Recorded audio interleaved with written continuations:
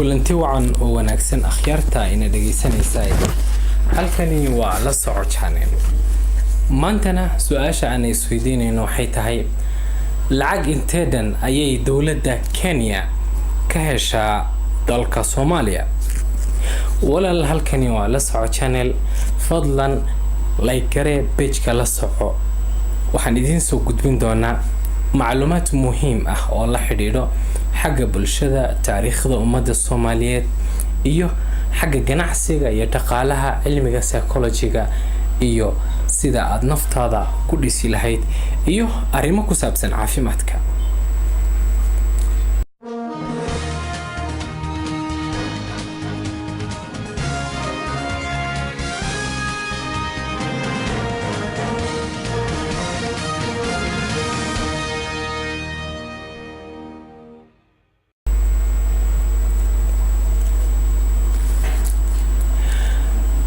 sanadkii 2017 dawladda Kenya waxay dhoofisay dalka Soomaaliya adduun dhan qiimihiisa 10 bilyan iyo 710 malyan korukaca dhoofka badeecada Kenya ee dalka Soomaaliya waxaa sabab u ahaa markii xayiraadda laga qaaday chatkii loo dhoofin jiray wadanka Soomaaliya dakhliga Kenya ka soo galay badeecadii ay u dhoofisay Soomaaliya wuxuu kor u kacay 33.5% sanadkii 2017 nuskiisii hore oo keli ah kaasoo ka dhigayo Soomaaliya inay tahay dalka saddexaad ay Kenya ka hesho dakhli intaas dhan dalalka Afrika markii la fiiriyo weligeed ma soo marin taariikhda wadanka Kenya dal Afrikaan ah oo u ganacsigiisa iyo dakhliga uu ka helo hal mar sidaas korukac u sameeyay ama korin muddo sidaas u kooban oona ka ahayn dalka Soomaaliya waxa ay ka hormartay dalal waaweyn oo Kenya la sameeyay jiray ganacsi sida dalka Masar, Southern Sudan, Rwanda iyo dalal kale oo badan oo Afrikaan ah sida ay qeexday warbixin ay diyaarisay hay'adda Kenya National Bureau of Statistics ee tirakoobka u xilsaaran badeecada ay Kenya u dhoofiso dalalka Afrika waxaa Soomaaliya ka horeeyo 2 wadan oo kali ah waxayna kala yihiin labadaas wadan mid waa dalka Uganda oo ay Kenya u dhoofiso badeecad ay qiimaheedu yahay 30 bilyan oo shilin iyo Tanzania oo ay u dhoofiso lacag alaab qiimaheedu u dhan yahay 13 bilyan dhibic 24 waxa wadanka saddexaad ah wadanka Soomaaliya oo ay u dhoofisay 10 bilyan dhibic